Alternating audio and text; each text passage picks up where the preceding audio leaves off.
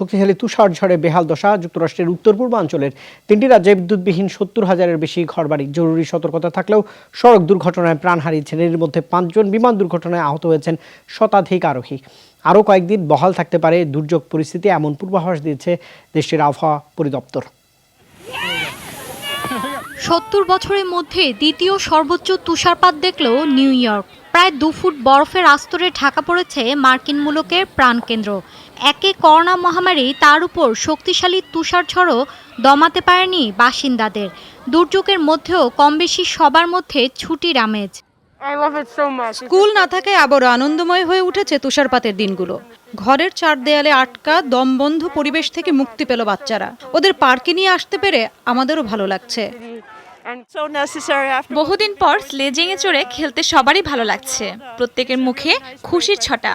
বর্তমানে যুক্তরাষ্ট্র সহ গোটা বিশ্বে যে করোনা মহামারী চলছে, সে সময় এই বিরতিটার খুব প্রয়োজন ছিল। প্রাণোচ্ছলতার পাশাপাশি রয়েছে দুর্যোগের ভয়াবহতাও। বাল্টিমোরের বিমানবন্দরে অবতরণের সময় নিয়ন্ত্রণ হারায় একটি যাত্রীবাহী বিমান। প্রাণহানি না হলেও আহত ১১১ আরোহীর সবাই। কর্তৃপক্ষের দাবি, কমবেশি ৬ শতাধিক সড়ক দুর্ঘটনা রেকর্ড করা হয়েছে। ছিল হতাহতের ঘটনাও।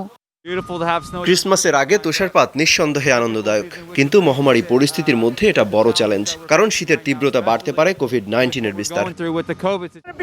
দ্রুত বরফ পরিষ্কার না করলে সেগুলো কংক্রিটের মতো শক্ত হয়ে যাবে।